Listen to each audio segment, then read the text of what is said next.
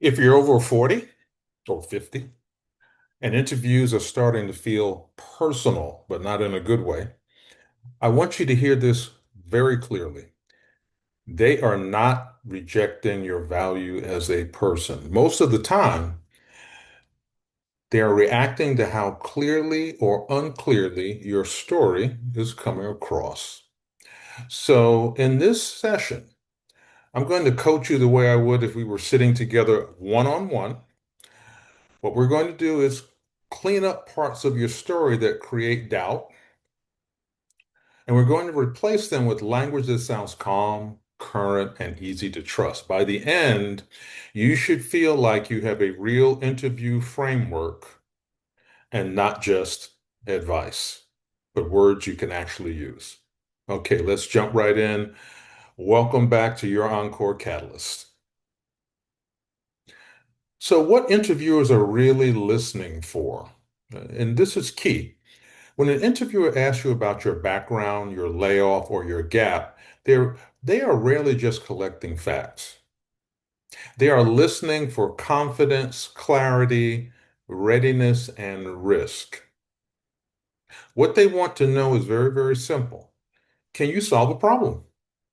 Especially the problem they have. They want a solution, not a resume recap. So, do you sound current? Do you feel current? Are you steady, relevant, and aware of today's market? Will you be able to ramp up quickly? Can you contribute fast and collaborate well? So, by being able to address these three things, this means your job in the interview is not to impress them with your entire career history. Your job is to lower their uncertainty and make your value easy to understand.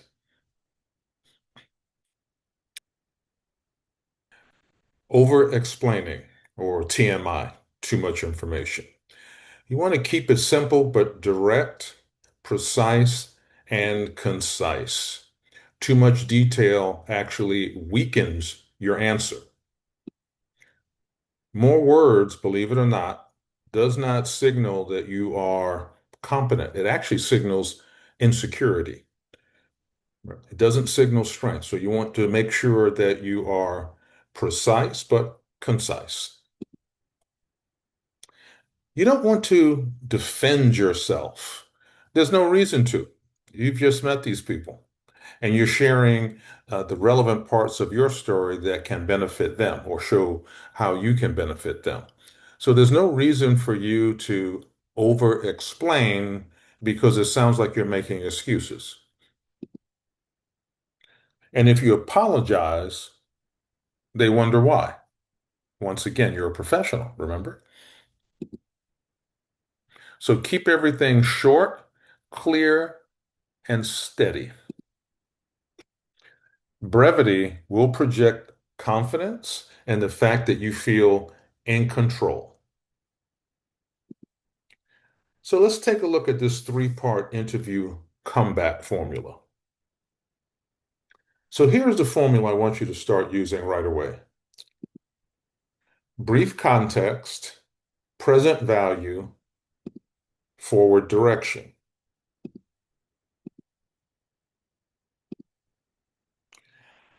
So brief context, one factual sentence about the change. That's it. One factual sentence about the change.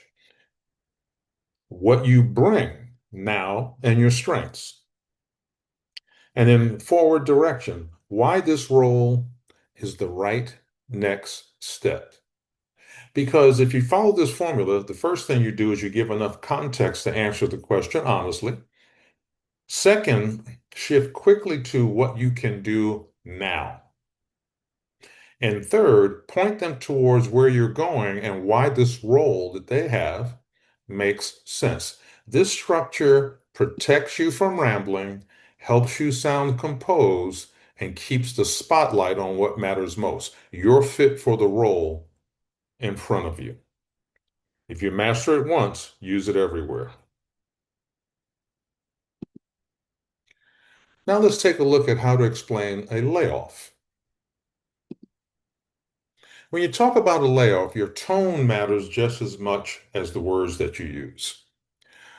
I want you to sound factual, not wounded, clear, not bitter, professional, not apologetic.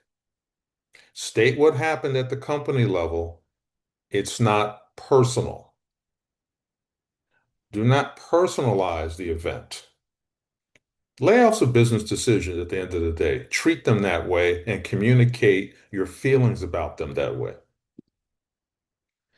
Pivot quickly to present value. In other words, the reason you're there is to have a conversation about what you can do for them. And you can redirect within 2 to 3 sentences to what you offer now. The moment you stay too long in the layoff story, you lose momentum. The moment you shift into present value, you sound employable again. And that is where I want you to live in this interview. So let's look at the template. Here's the mindset behind the template. The company changed, your role was affected, and now you are focused on where you can create results. The company changed, broader restructuring, reorganization, or market shift. Your role was affected. Just matter of fact, no drama, no detail. Remember, you don't want to over explain. No TMI, no too much information.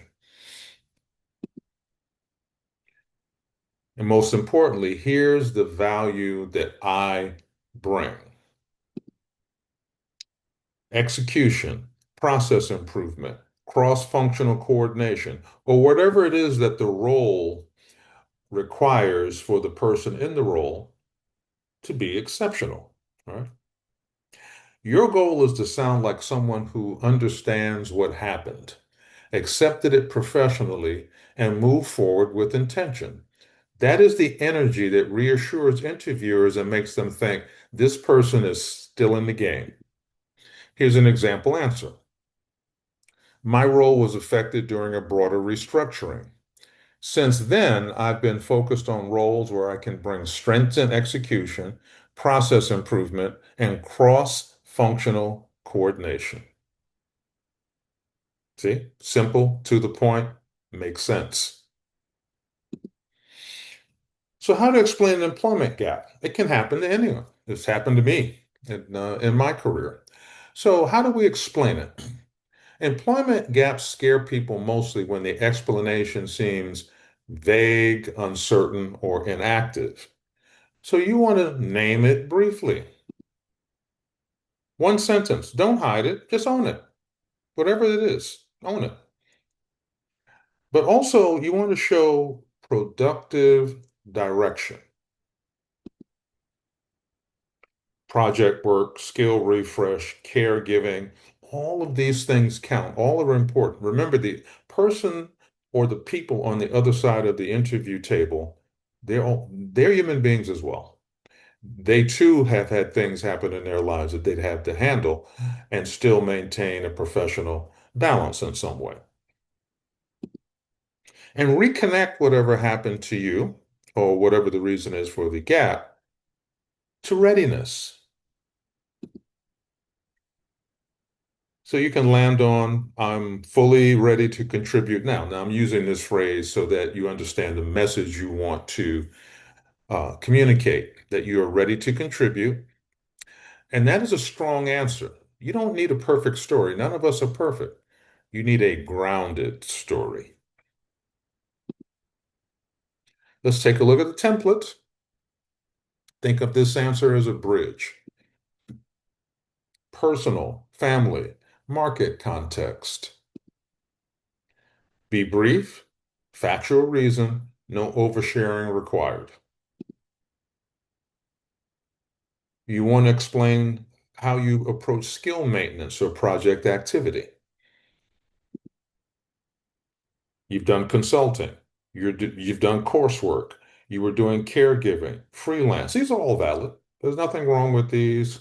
And let me tell you, as someone who's had to do caregiving, I can tell you caregiving is work, both mentally and physically.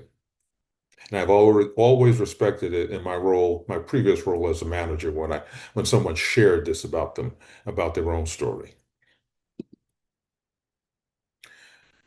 Most importantly, you're ready now for the right role. And you want to close this way because you want to close with forward momentum and clarity of purpose. If you do this well, the interviewer stops focusing on the gap and starts focusing on what you can do next. Let's look at an example answer. I stepped back for practical reasons, stayed engaged through project work and skill refresh. I'm now fully focused on opportunities where I can contribute quickly. Now, if you're finding this information helpful, please do give us a like. Thank you. How do we explain a career pivot? And let's be honest, in this day and age, there's more and more pivoting, right? So a pivot should never sound like confusion. That's the key. There's nothing wrong with a pivot. What you don't want to sound is confused. You don't want to sound like you're starting over either. That's different than a pivot. You're redirecting experience, not beginning from scratch because you couldn't quite figure out what to do. No, right? You want to make your move sound like a logical next move. Connect past experience to new value. Skills transfer across industries and titles. If you've been a working professional for multiple years, you're accumulating a lot of skills in the corporate environment or professional environment or in the firm. Uh, And so you want to make sure that you are able to demonstrate how some of those skills can transfer across industries and companies. Make the pivot feel logical.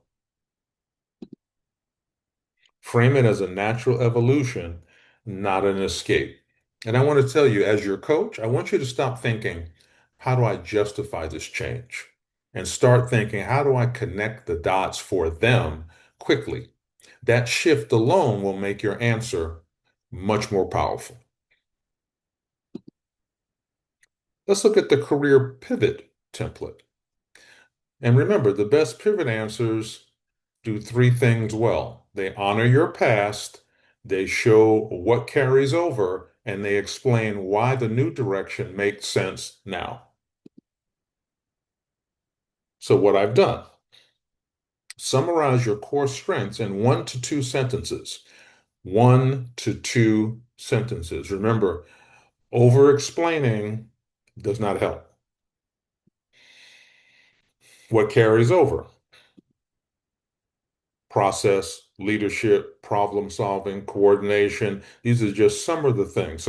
Especially other soft skills as well. That's why you want to audit yourself, see what your strengths are, and then understand how they could carry over into the new environment successfully so that you can thrive and prosper there and do the job that they would be looking for you to do.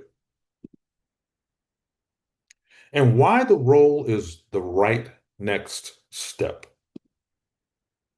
Connect your past directly to their present need. That's going to be key. So let's take a look at an example. Much of my work has involved improving process, coordinating teams, and reducing friction. That's why this role makes sense as a logical next step.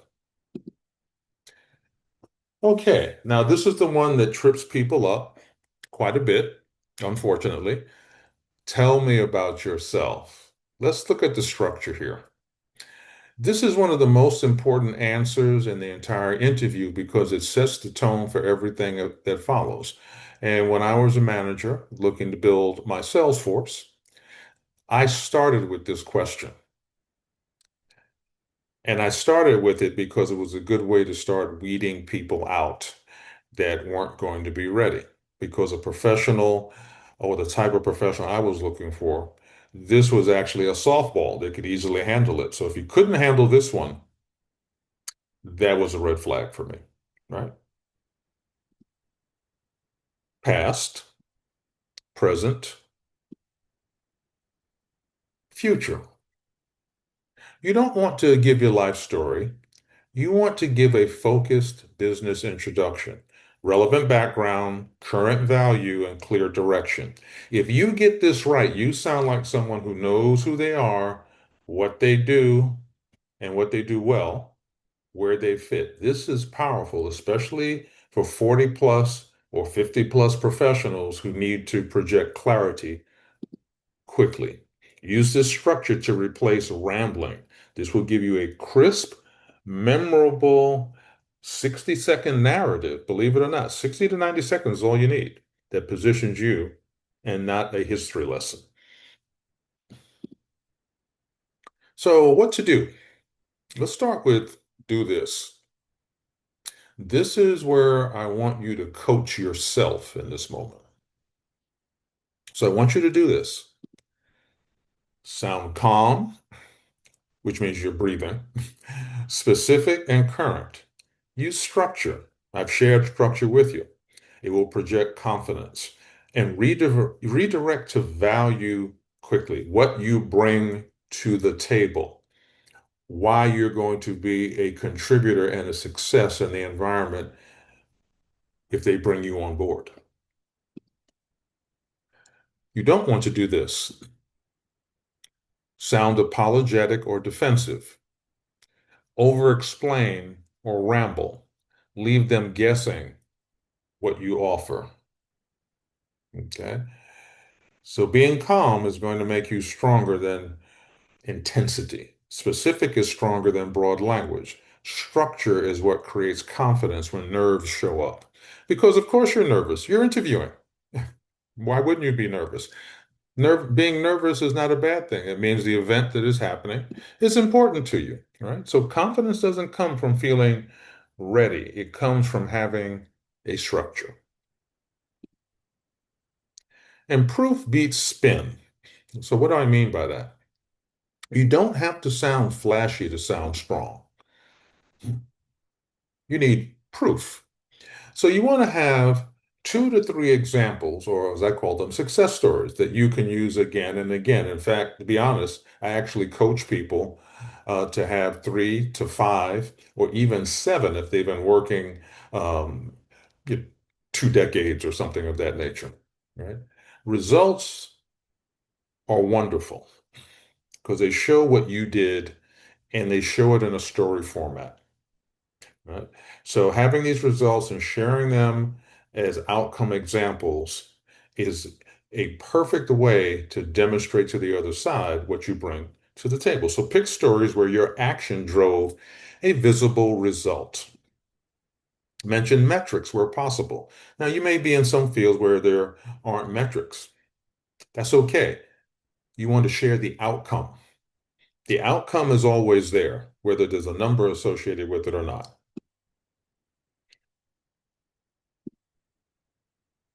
And make your value easy to picture. Interviewers need to imagine you solving their problem. And that's why when you lead with proof, you sound grounded. You also make it easier for the interview to picture you helping them. And that is when your answers start to feel real instead of theoretical.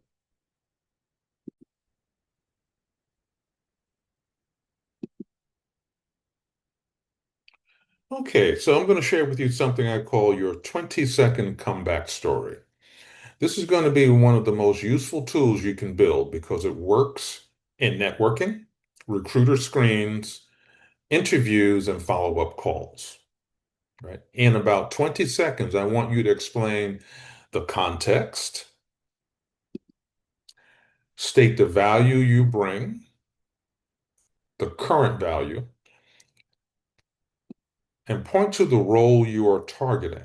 In other words, have a clear target. and why it fits.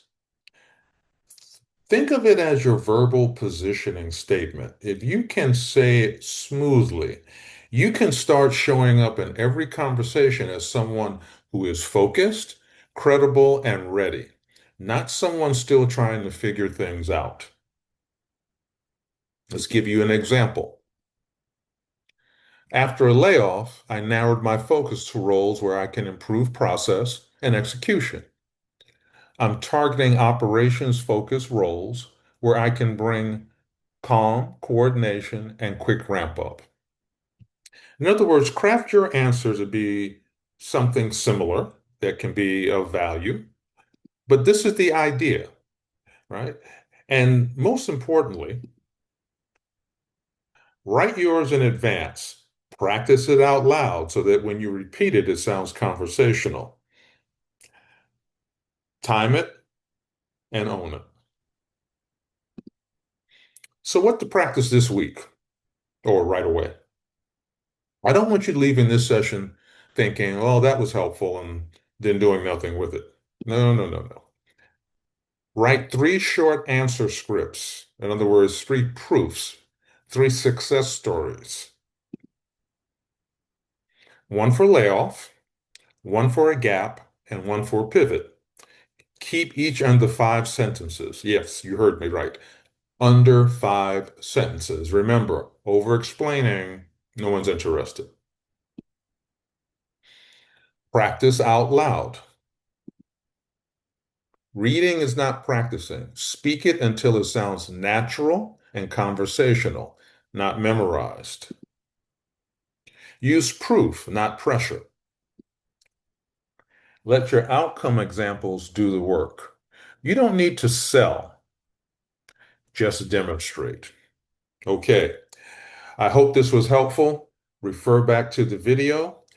Keep an eye out because, as always, I'm going to be releasing tools that can be helpful that are free downloads. So check the video descriptions or our main page at your Encore Catalyst. And if you liked it, please like, please share, please comment, and please subscribe. It helps us help you. Take care, everyone.